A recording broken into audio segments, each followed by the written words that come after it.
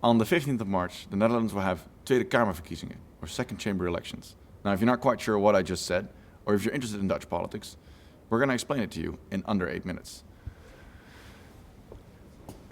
As I mentioned, the 15th of March, there will be second chamber elections, or Tweede Kamerverkiezingen, which is our word for parliament. The Tweede Kamer is this room right here. There are 150 seats in our parliament, and on the 15th of March, the Netherlands will decide how to divide these 150 seats among the different parties that are running for government.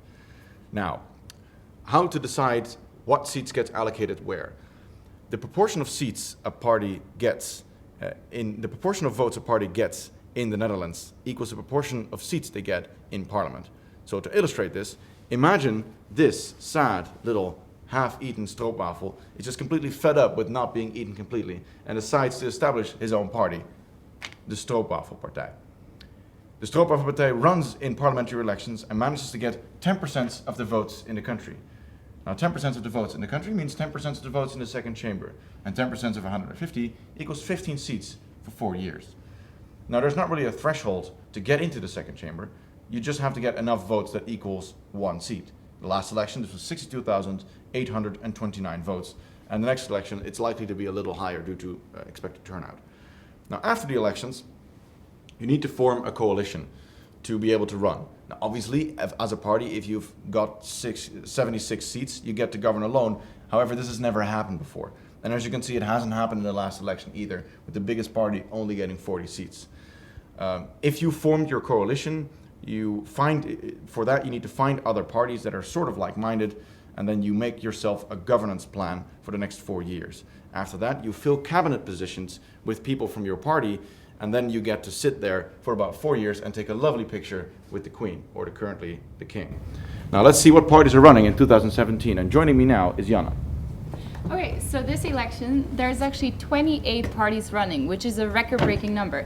And although the polls change almost daily, we'll just introduce you to a couple of parties that are leading and are expected to win the majority of votes. So leading the polls is the Partij voor de Vrijheid, Party for Freedom, led by this guy, Geert Wilders, which you probably all know. They favor social economic politics. They see Islam as a threat to the Netherlands and want out of the EU. Thank you, Jana. Leading on 27 polls is the VVD, the Volkspartij voor Vrijheid en Democratie, or the People's Party for Freedom and Democracy. They are led by this guy, Mark Rutte, the current Prime Minister. They favor a more liberal economy and they favor further EU cooperation.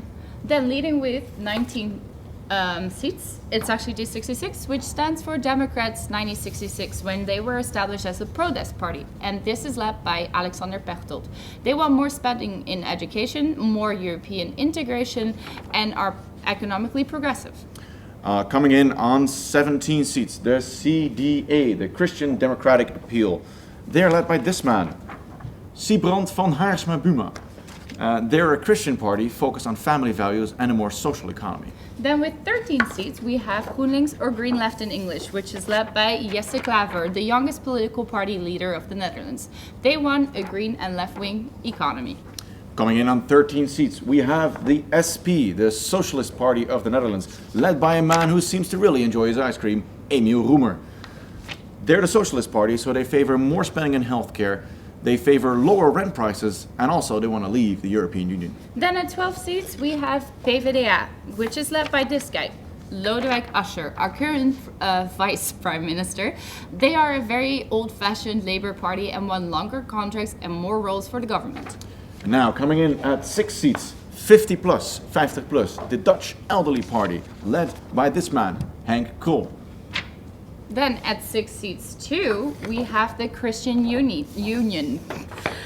This is led by Gert-Jan Segers. Wait, we have another Christian, we just had a Christian party. What is this? Well, they're very different. At least they dedicated a whole webpage on how they're different from the CDA and other Christian parties. You should check it out. Oh, that's very, very nice of them, I guess. Right, now moving on to some smaller parties. We have the Partij voor de Dieren, the Animal Party, who really like animals. We have the SGP, the really hardcore Christian party, who do particularly well in the Bible Belt, but that's not a story. And lastly, we have ourselves an immigrant party, who oppose any form of racism whatsoever and have declared war on the media. No, those are all the parties that are in the race right now and likely to actually have some seats in the second chamber after this election. Yes, indeed. And now let's see why this election is so particularly interesting by focusing on the recent political history. Now for this we have to go back to 2010 with the parliamentary elections that Geert Wilders and the PVV did particularly well in. They decided not to actually go into government but become part of the coalition with the Christian Democrats and the right-wing party that is currently still in government. This went well, and it was the first time the PVV actually became part of a coalition in the Netherlands. However, then we arrive in 2012, when due to new EU regulations and EU agreements, a new budget had to be passed to meet these requirements. The parties had to come together and negotiate it for over a month, and almost when an agreement was reached, the PVV pulled out. New elections then had to be held because the government was no longer sustainable. And as a result of that, the PVV is now known in The Hague among parties as an unreliable coalition party. Now the next elections that followed brought the Labour Party and the VVD, the right-wing party, into power together, and they've actually completed the ride of 4 years. Which brings us to this election, 2017.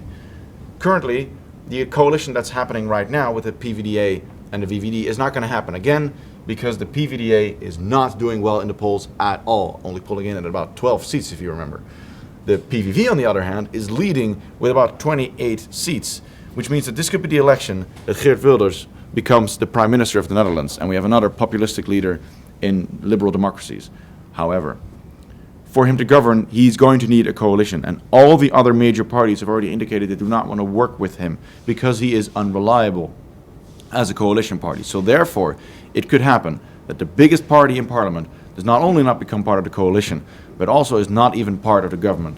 And in a world where populism is rising all over liberal democracies, that is interesting.